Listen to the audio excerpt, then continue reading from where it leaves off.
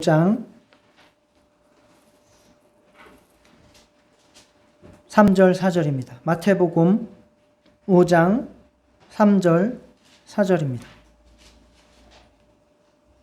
마태복음 5장 3절 4절 두 번을 읽겠습니다. 한 번은 제가 먼저 읽고 여러분들이 읽고, 그 다음에는 여러분이 먼저 읽고 제가 읽고, 이렇게 3절 4절을 교대로 교독하도록 하겠습니다. 두 번. 심령이 가난한 자는 복이 있나니 천국이 그들의 것이며,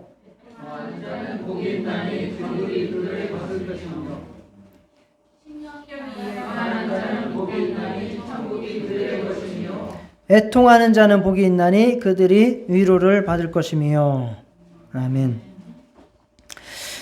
지난주에는 우리 영혼이 파산한 상태인 것을 깨닫는 가난한 심령 살펴보았습니다. 그리고 그들이 천국을 소유하게 된다라고 하는 것을 살펴보았습니다. 결국 그 말씀은 나는 죽고 예수로 살아가는 그러한 믿음의 삶을 지칭한다라고 말할 수 있겠습니다. 오늘은 애통하는 자와 그들이 받을 복에 대해서 살펴보겠습니다. 세상에서는 행복하게 사는 것을 가장 큰 꿈으로 여깁니다. 그리고 늘 웃으면서 살아가기를 원합니다. 그래서 소문 만복래라고 이제 이야기를 하기도 하고, 항상 웃으면 복이 와요, 유머 1번지 이런 거를 예전에 많이 이야기를 했죠. 그러나 예수님의 생각은 달랐습니다. 주님께서는 가벼운 웃음과 행복으로 사는 사람들에게 인생은 그렇게만 살아서는 안 된다, 인생을 진지하게 성찰하고 바라보고 근원적인 문제를 해결하지 않으면 안 된다라고 일침을 가하십니다. 누가복음 6장 25절 화 있을진저 너희 지금 배부른 자여 너희는 줄이리로다. 화 있을진저 너희 지금 웃는 자여 너희가 애통하며 울리로다. 아주 역설적인 말씀을 이렇게 우리에게 주시고 있습니다. 심령이 가난한 자, 그것이 바로 우리 영혼에 대한, 또 우리의 삶에 대한 상태의 지적인 깨달음이라고 말씀한다면, 애통하는 자는 그러한 깨달음을 가진 자가 감정적으로 하나님 앞에서 반응을 하는 모습을 말하는 것입니다. 하나님 앞에서 우리의 영혼에 대해서, 그리고 우리의 인생에 대해서, 죄에 대해서 애통하고 성찰하고 주님으로부터 참 위로, 영원한 위로를 받으시기를 축복합니다. 세상을 살다 보면 수많은 눈물 골짜기를 지나가게 됩니다. 남자는 태어나서 3번만 울어야 된다라고 하는 이야기가 있지만, 사실은 3번만 울 사람은 별로 없습니다. 수많은 눈물 골짜기를 지나고 또 지나가야 인생을 다 지나가게 되죠. 그러한 것들 중에서는 여러 가지 아픔, 또 낙심, 실패, 이별, 좌절, 가난, 모든 여러 가지의 일들이 포함될 수도 있습니다. 이러한 슬픔도 굉장히 슬픕니다. 슬픔이라는 것이 주관적인 것이기 때문에 남이 당하는 것은 그렇게 내게 큰 슬픔으로 다가오지 않습니다. 내가 당하는 것이 가장 강한 슬픔이고 가장 아픔이고 가장 힘든 것이죠. 그러한 슬픔도 하나님 앞에서 애통함으로 하나님의 위로와 인도를 받으시기를 축원합니다. 그런 걸 잘 한 분이 바로 구약 성경의 다윗이죠. 다윗이 왕이었지만 그의 생애는 온통 고통과 슬픔과 눈물뿐이었습니다. 그렇지만 그는 그걸 가지고 사람 앞에서 하소연하지 않고 하나님 앞에 가지고 나아가서 탄식하고 탄원하고 애통하고 자복하고 회개하는 그러한 심령이 되었습니다. 그러면서 결국 하나님을 만나고 하나님의 능력을 발견하고 하나님의 사랑을 깨닫고 결국은 찬양하면서 기도를 마치게 되는 수많은 시편의 내용들이 있습니다. 그러나 주님께서 오늘 본문에서 말씀하시는 진정한 애통은 바로 우리의 죄에 대한 애통입니다. 하나님과의 관계의 문제를 말씀하시는 것입니다. 우리에게는 하나님께서 기뻐하실 아무것도 없고 오히려 우리에게서 나타나는 것은 하나님께서 싫어하시고 하나님께서 증오하시는 것들만 가득한 상태인 것을 우리는 깨닫는 것입니다.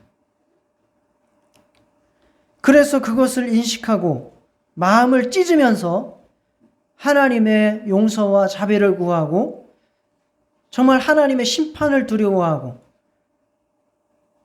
하나님의 경외심 앞에서 두려워 떨면서 부르짖는 그 애통함이 우리에게 참 위로, 참 복이 된다라고 말씀하시는 겁니다.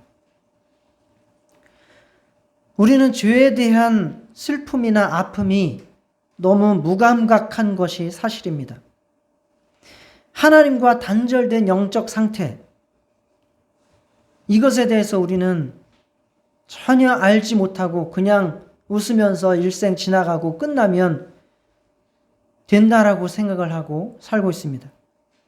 지은 죄를 감춰두기만 하면 그냥 시간이 지나면 해결될 거라고 그렇게 생각을 하고 세월을 흘려보내기도 합니다.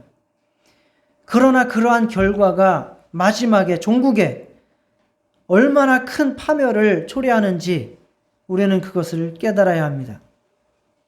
우리가 세상에서 당한 어떠한 비극적 상황과 슬픔, 아픔과 비교할 수 없는 엄청난 상황이 결국 그 죄로 말미암아 우리에게 닥치게 된다는 사실을 우리는 깨달아야 됩니다. 요즘의 세상처럼 교회도 사람들을 점점 더 이제 모으고 그들의 마음을 맞춰주기 위해서 경박한 웃음을 많이 선사해 주려고 노력을 합니다. 사람의 마음을 얻으려고 기쁘게 해주려고 하는 노력들이 많이 있습니다. 그래서 진정한 애통함이 없는데 먼저 위로를 주려고 합니다. 어떻게 해서든지 성도들을 기쁘게 해주려고 합니다. 설교학을 배우면 설교학에서 어떤 책에서는 이렇게 이야기를 합니다. 설교할 때에 한 3번쯤은 성도들을 웃겨야 된다는 거예요. 그래야 성도들이 졸지 않고 집중을 하고 재밌게 듣는다고 이렇게 이야기를 합니다. 뭐 그런 것도 당연히 일리가 있는 이야기죠. 그렇지만 자신의 죄를 애통해야 하지 않는 사람은 그 누구도 천국에 들어갈 수 없다는 사실을 우리는 오늘 주님의 말씀을 통해서 깨닫기를 바랍니다. 우리의 삶 속에서 죄에 대한 이 같은 의식이 늘 있지 않다면 우리는 스스로 참된 그리스도인이라고 입증할 수 없습니다. 야고보서 4장 8절에서 10절 하나님을 가까이 하라. 그리하면 너희를 가까이 하시리라. 죄인들아 손을 깨끗이 하라. 두 마음을 품은 자들아 마음을 성결하게 하라. 슬퍼하며 애통하며 울지어다. 너희 웃음을 애통으로 너희 즐거움을 근심으로 바꿀지어다. 주 앞에서 낮추라. 그리하면 주께서 너희를 높이시리라. 똑같이 이 야고보 사도도 우리에게 애통하며 슬퍼하며 울라고 근심하라고 우리에게 말씀을 하고 있습니다. 형식적인 회개로는 안 됩니다. 자기가 좀 슬퍼가지고 마음이 안 좋으니까 연민에 빠져가지고 눈물을 실컷 흘리고 나서 기분이 좀 나아졌네 하는 카타르시스의 눈물을 가지고는 안 됩니다. 넋두리를 하듯이 하는 그러한 회개는 안 됩니다. 진심으로 하나님 앞에서 두려움과 부끄러움을 느끼고 근심하며 애통하는 회개가 여러분에게 있으시기를 축원합니다. 바울도 똑같이 말씀했습니다. 하나님의 뜻대로 하는 근심은 후회할 것이 없는 구원에 이르게 하는 회개를 이루는 것이요 세상 근심은 사망을 이루는 것이니라. 세상에 돈이 없고 아프고 관계가 잘못됐고 해서 근심할 수도 있지요. 그렇지만 그러한 근심은 사망을 이루는 것뿐이에요.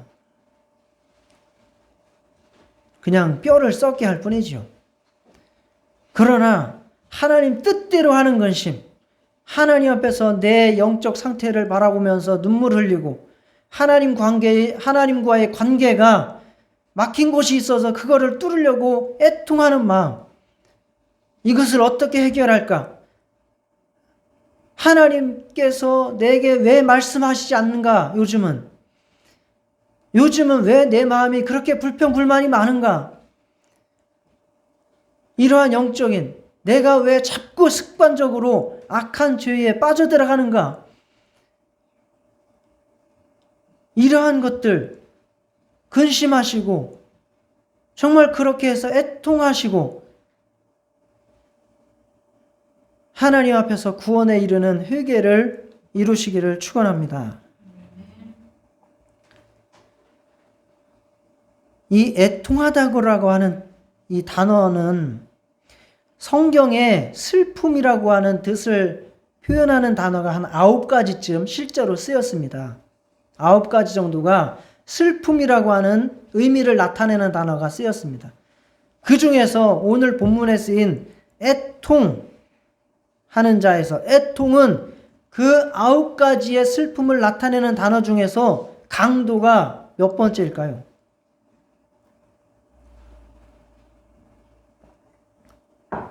여기서 강도는 칼 들고 찌르는 강도 말하는 거 아니에요. 웃기려고 그랬더니 안 되네요. 슬픔의 강도가 몇 번째일까요? 오늘 애통은. 예, 그러니까 질문하겠지요.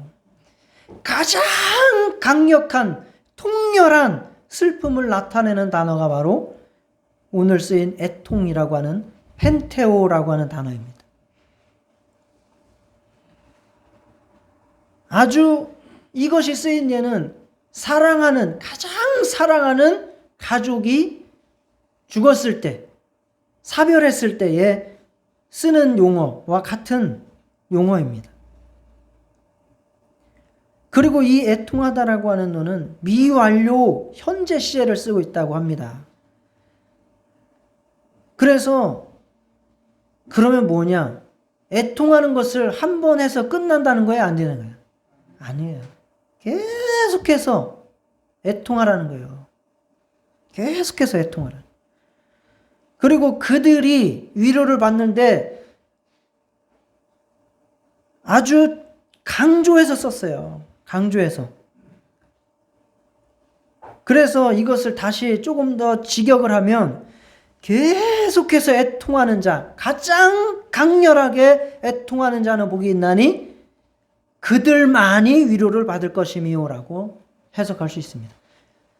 가장 강렬하게 계속해서 애통하는 자, 그들만이 위로를 받을 것이며 우리가 원죄에 대한 회개는 한 번으로 해결할 수 있습니다. 그러나 우리는 원죄를 해결했다고 해서 하나님 앞에 온전한 사람, 완전한 사람이 된 것은 아닙니다. 그래서 우리는 끊임없이 지속적으로 하나님 앞에서 우리의 죄를 발견하고 드러내고 애통하고 회개해야 합니다. 그래서 구원파의 주장은 복음 침례회라든지 이러한 기독교 예수 침례회라든지 하는 구원파의 주장은 합당한 면도 일면 있으나 온전한 복음은 아닙니다. 그들만이 위로를 받습니다. 그들만이. 회개하는 자, 애통하는 자, 그들만이 위로를 받습니다. 하나님 앞에서 부끄러운 모습들을 지속적으로 회개하고 위로받으시기를 축원합니다. 사실 애통한다고 해서 그게 다 위로를 복을 받는 것은 아닙니다. 애통하는 것은 아까 말씀드렸듯이 사변했을 때에 애통한다는 그런 의미이기 때문에 다른 애통도 얼마든지 있습니다. 복에 대한 말씀에서 복은 애통하는 것에 대한 하나님의 응답에서 오는 위로라고 하는 말씀입니다. 애통하는 것을 그러면 누구 앞에서 누구를 향해서 애통하라는 것입니까? 하나님 앞에서 하라는 거예요. 제가 말씀드리는 것은 지금 애통하는 것을 무엇을 애통할 것인가 말씀드린 거예요. 무엇을 애통할 것인가 말씀드렸죠? 죄에 대해서. 어느 정도로 애통할 것인가? 1단계 1단계 발령합니다. 가장 통렬한 가장 가까운 사람이 죽었을 때에 애통하는 정도의 그러한 극도의 슬픔을 가지고 애통하라. 애통의 대상은 누구입니까? 하나님 앞에서 하라는 것입니다. 그래서 무조건 애통한다고 해서 그것이 위로가 되고 복이 되는 것이 아니라 하나님 앞에서 하나님의 응답을 믿고 애통하시기를 바랍니다. 후회한다고 해서 해결되지 않습니다. 가룟 유다도 후회했습니다. 그래서 목매달아 죽었습니다. 이제까지 지나온 것은 그냥 없던 걸로 앞으로 착하게 살면 되지 라고 해서 해결되지 않습니다. 죄를 지었다고 해가지고 나는 이제 더 이상 가망이 없어. 나는 그냥 죽는 게 나아. 절망한다고 해서 해결되는 것도 아닙니다. 마치 일본에서 사무라이들이 뭐 잘못했으면 칼 세워놓고 앞으로 확 꼬꾸라져서 죽듯이 그러한 식의 해결되지 않습니다. 주님께서 약속하신 용서와 자유의 복을 믿고 오직 거기에 희망을 걸고 애통하는 자가 되시기를 축원합니다. 시편 32편 1절 2절 허물의 사함을 받고 자신의 죄가 가려진 자는 복이 있도다. 마음에 간사함이 없고 여호와께 정죄를 당하지 아니하는 자는 복이 있도다. 이 복을 여러분들이 소망하시고 받으시기를 축원합니다. 사도행전에서 제자들이 예수님이 부활 승천하신 후에 기도하다가 성령을 받고 나가서 전도를 했습니다. 너희들이 하나님의 아들을, 죄 없는 하나님의 아들을 십자가에 못 박아 죽였다. 결국 그 얘기한 겁니다. 그랬더니 그 말씀을 들은 자들은 두려워하기 시작했습니다. 우리가 하나님의 아들을 죽였어? 정말이야? 그래서 그들이 어떻게 반응을 합니까? 마음에 찔려 베드로와 다른 사도들에게 물어 이르되 형제들아 우리가 어찌할꼬? 내가 죄를 지었는데 이제 어찌할꼬? 내가 하나님과의 관계가 지금 안 좋은데 이를 어찌할꼬? 내 영혼이 어둠에 빠졌는데 이를 어찌할꼬? 이렇게 회개의 근심, 구원에 이르는 근심을 하게 되었고 거기에 베드로 사도가 해주는 해결책은 바로 너희가 회개하여 각각 예수 그리스도의 이름으로 침례를 받고 죄 사함을 받아라. 그리하면 성령의 선물을 받으리니 하늘로부터 유쾌하게 되는 날이 너희에게 임할 것이다.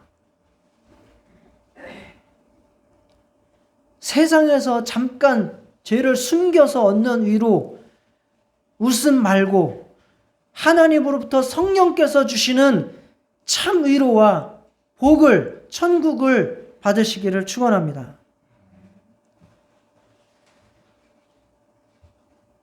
이러한 자기의 죄에 대한 애통함과 위로를 받게 되면 자동적으로 또 다른 슬픔 가지게 됩니다.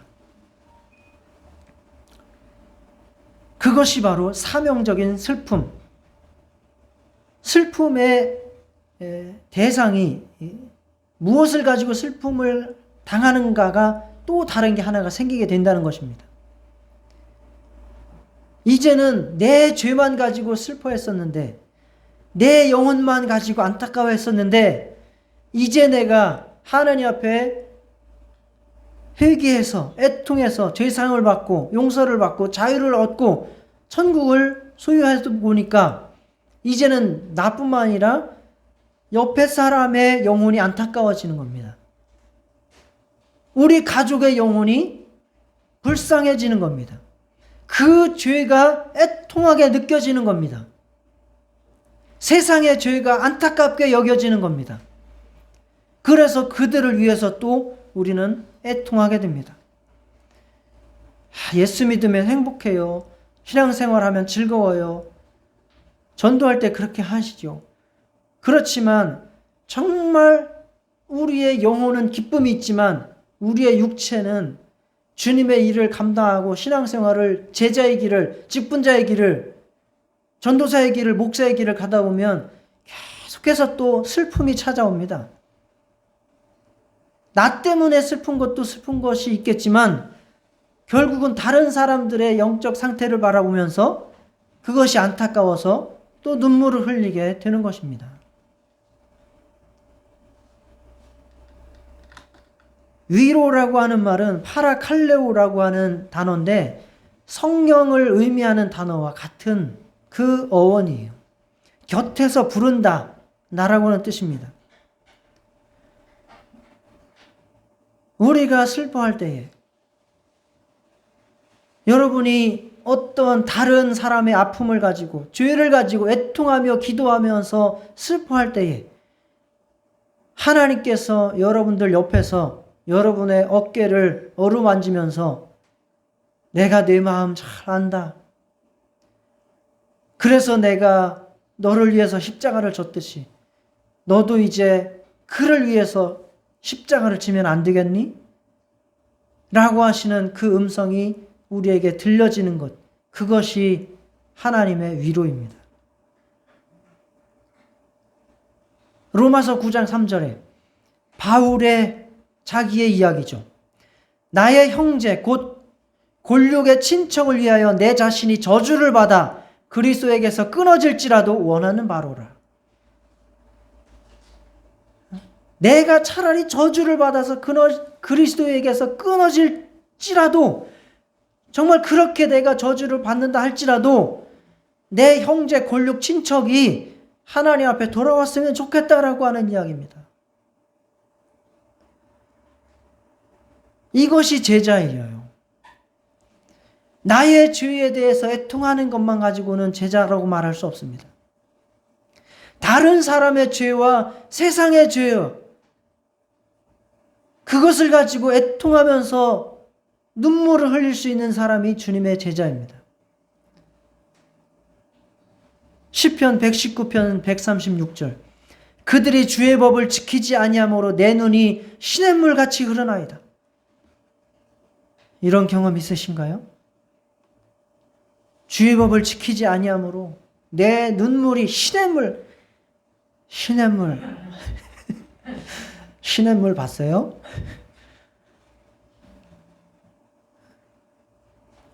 이거 어떤 사람이 정말 마음대로 내가 원하는 대로 신앙생활을 잘 못한다고 해가지고 분노하고 그를 향해서 원망하고 저주하고 소리치는 것보다 하나님 앞에서 애통하라는 겁니다.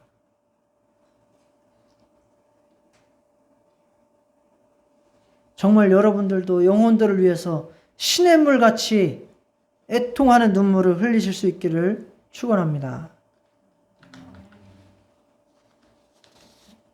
여러분의 가족, 또 세상의 죄를 위해서 정말 애통함이 있도록 성령께서 여러분에게 애통함을 주시기를 바랍니다. 그러면 주님께서 천국에 들어올 때에 이렇게 해주신다고 약속하셨습니다. 이는 보호자 가운데 계신 어린 양이 그들의 목자가 되사 생명수 샘으로 인도하시고 하나님께서 그들의 눈에서 모든 눈물을 씻어주실 것입니다.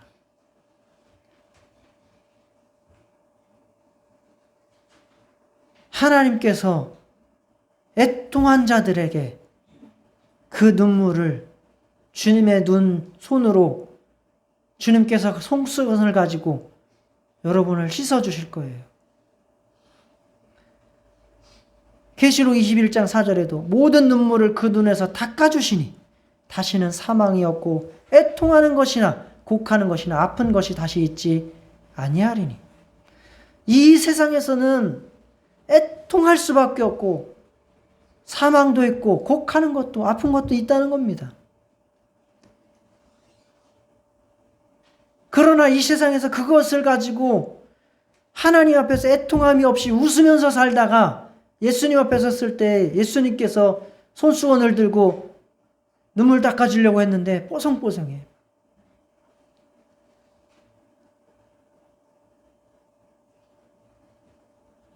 여러분, 주님 제대로 만나려면 눈물 많이 흘리시고 정말 진물이 나는 그러한 눈을 가지고 주님 만나시기를 축원합니다. 그래야 주님의 위로 받으실 수 있습니다. 그래야 천국 들어갈 수 있습니다.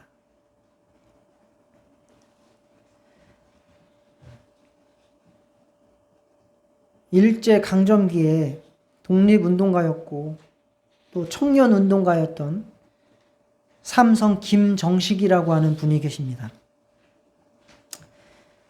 그는 나이 참 기구한 인생을 사셨습니다. 20살 이전에 결혼을 했습니다. 자녀를 10명을 두었는데 다 죽었어요. 맏아들은 미국 유학 갔다가 병들어서 귀국해서 죽고, 둘째도 일본 유학 갔다가 전염병 걸려서 죽고, 셋째도 중학생 때 급성 질환으로 죽고, 넷째, 다섯째, 여섯째, 일곱째, 여덟째, 아홉째까지 다 죽었어요. 마지막 10번째 막내 딸이 있었는데 어려서 열병을 앓다가 시력을 잃었어요. 그래서 감당을 못해서 천주교 고아원에다가 맡겼습니다. 부인은 도무지 그러한 것이 감당이 안 돼서 나는 중이 되겠다. 그리고 머리를 깎고 금강산으로 들어갔습니다.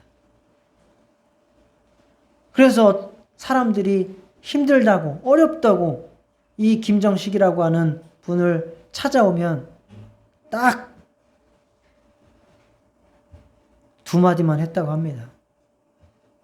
나를 보게, 나도 사네.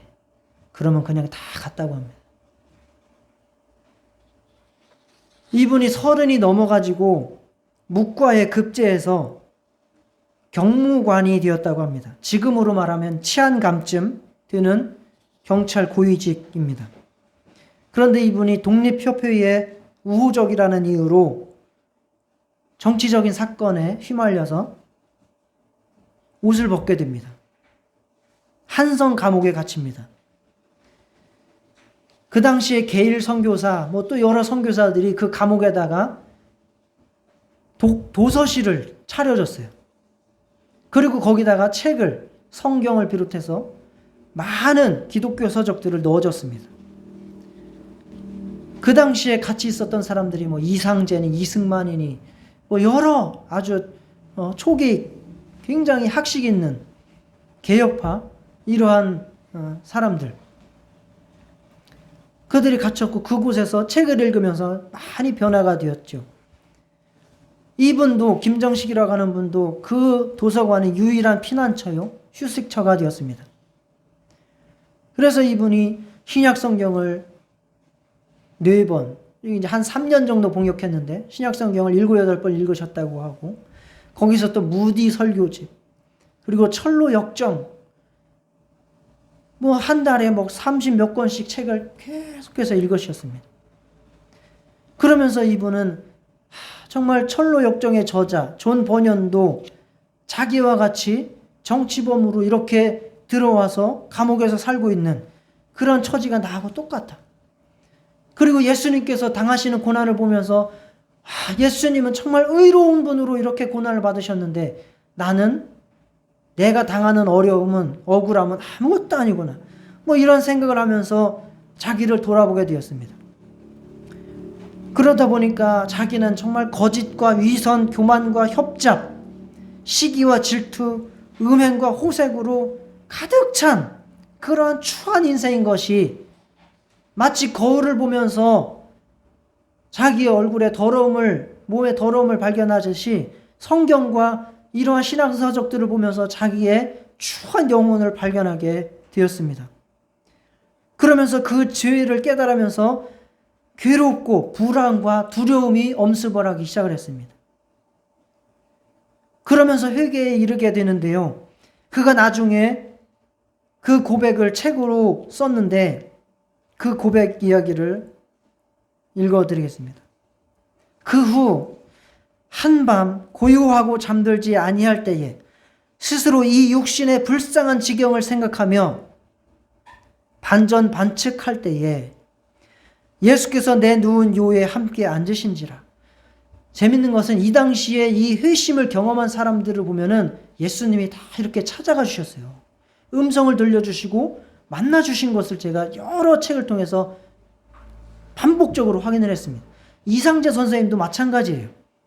예수님께서 음성을 들려주셔서 내가 너를 3번 회개하라고 했는데 네가 안 했다라고 이런 깨달음을 주시고 하셨거든요. 근데 이분도 마찬가지로 주님이 자기가 누워있는 요에 오셨다는 거예요. 그래서 이분이 그 예수님의 무릎을 붙잡고 이렇게 이야기를 했습니다. 나는 육신의 부모도 없고 형제도 없으니 내 불쌍한 사정을 고할 곳이 없으니 나를 지극히 사랑하시고 지극히 친절하시고 지극히 불쌍히 여기시는 예수 형님께 고합니다. 예수님을 뭐라고 불러요? 형님이라고 불러요. 그냥 아무도 지금 전도한 사람이 없어요. 그냥 성경하고 신앙 서적만 보는 상태예요. 그러면서 자기의 죄를 보고 그 예수님께 형님이라고 하면서 기도를 하는 거예요. 내가 전일에 주색에 심략하여 선조에게 불효함과, 선조라는 거는 이제 조상들에게 불효함과, 처자에게 박정함과 친구에게 교만한 죄가 많고 더욱 나의 사랑하는 딸 앵사, 이름이 앵사, 그의 나이 10살에 두 눈이 멀어 앞을 보지 못하는 것을 로마 교당 양육원에 보냈으니, 로마 교당은 천주교, 보냈으니 때때로 부모를 부르짖을 생각을 하면 뼈가 저리고 오장이 녹는 듯 합니다. 처음에 뭘 하고 있습니까? 자기 신세한탄을 하고 있습니다.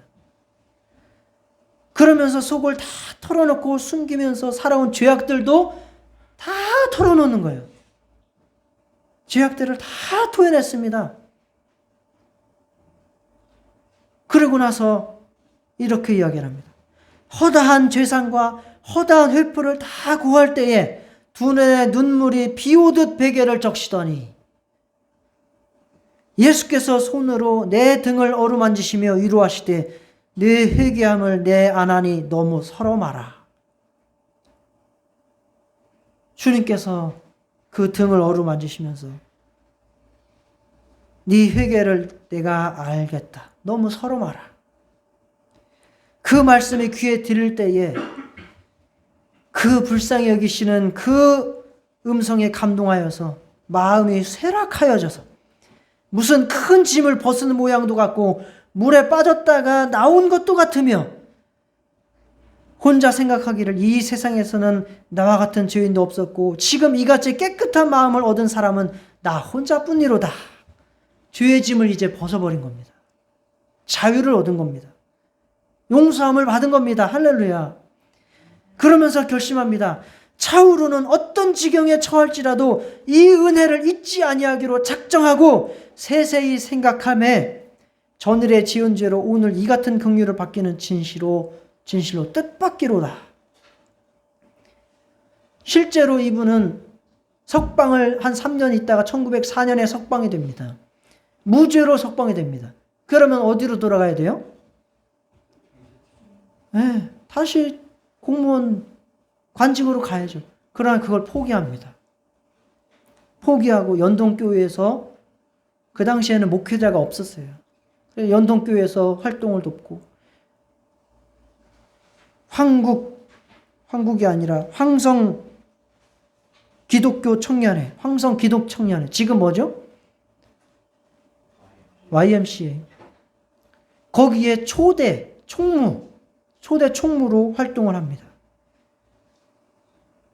그리고 동경으로 파송을 받아서 동경 기독 청년회를 조직하고 한국 유학생을 위한 교회를 설립하고 청년들과 인재들을 양성하고 독립운동에 힘을 쓰다가 돌아가시죠.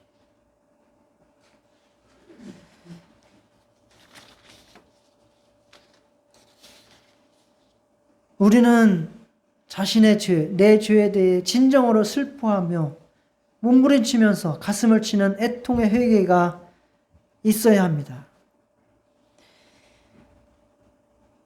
그 죄를 자각하는 것이 신앙생활의 시작이고요. 그 죄로 말미암아 애통하는 회개의 눈물을 실컷 흘려본 사람만이 신앙의 참맛을 알게 되고요.